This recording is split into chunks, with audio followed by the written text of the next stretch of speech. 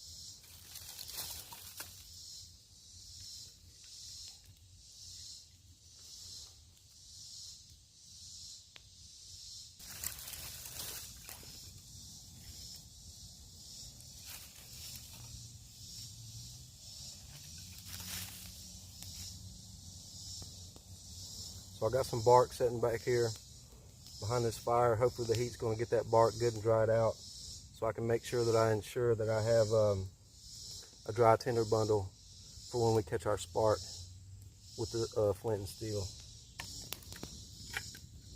So I got a little fire tin right here with some pieces of jean, some old jeans I cut up.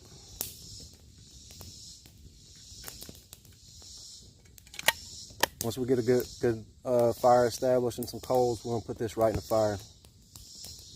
Some people put a hole in it, but I don't think you need to, because the hinges, the gases and everything, they're going to escape. So I don't think a hole is necessary.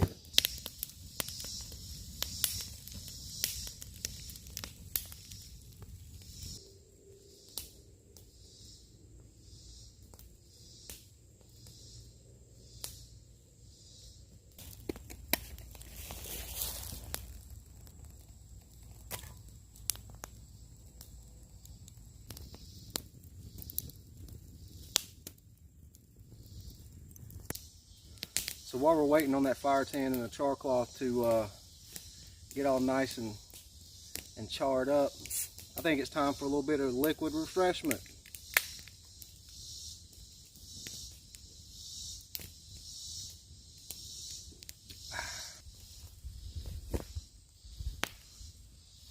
So since we started the fire with the ferro rod today, let's talk about ferro rods a little bit. As you know, ferro rods come in a variety of sizes. You got small ones, you got medium-sized ones like this one. Well, this is big in my opinion. You got huge Kong ones, and the quality in ferro rods can vary, because if you get a cheap ferro rod, with my experience, once you get down so low on it, you start to see the grooves of like a big bolt, like in the center. And I can tell just from using this Nathan 4071 ferro rod that is better quality, and when I strike it, it's not digging down into it like some ferro rods that I have used. That being said, you got a what is this, like a 3/8 or a quarter-inch ferro rod?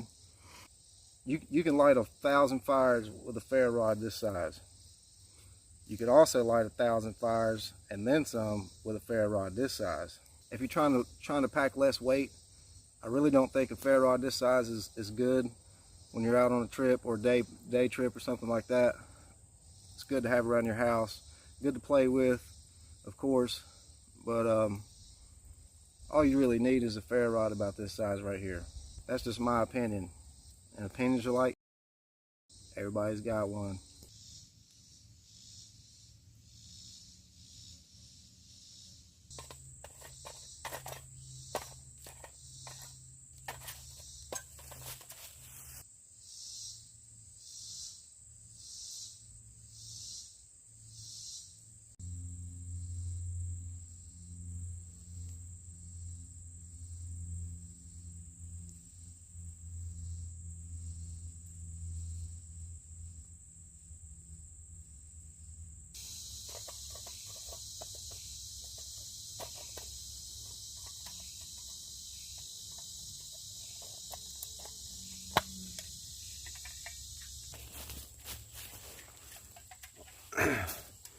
All right, this is what we're looking for right here.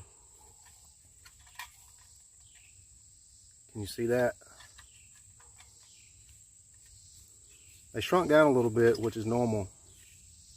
I didn't put a whole lot in here, but you can see how charred it is.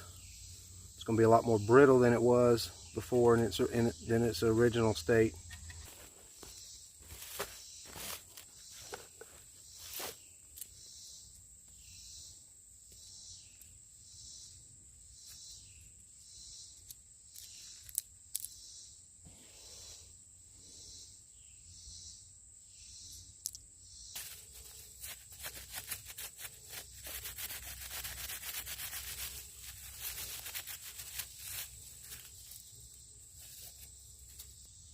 All right, so we got a little bitty bird's nest here. I've got more fiber stuff on the inside.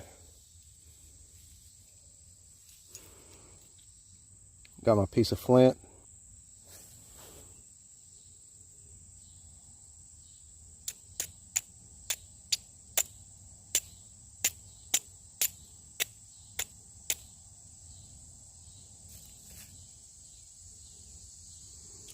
Yep, I cut myself on that flint.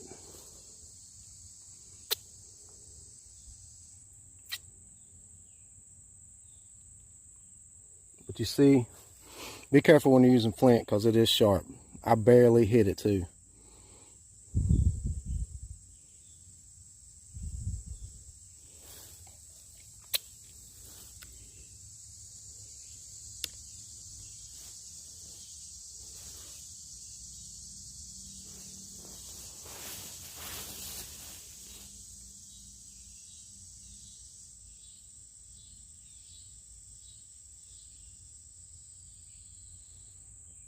Looking like a crime scene out here.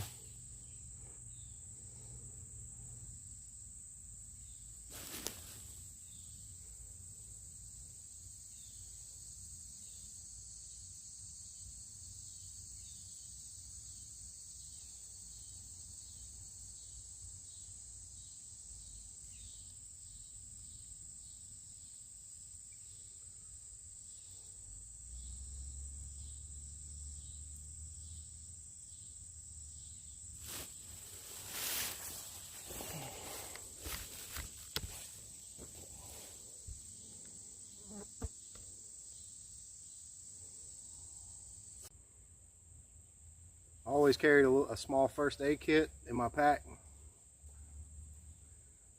We're all doctored up. Look at the little bitty band-aid. I'm liking this ESEE Fire Steel. It's a good little tool to have. There's blood on it. Battle scars, man, battle scars. Well, I hope you enjoyed this video. I hope you got something out of it. Accidents can happen. Make sure you carry your first aid kit. Thank you for watching. Until next time, Burnwood out.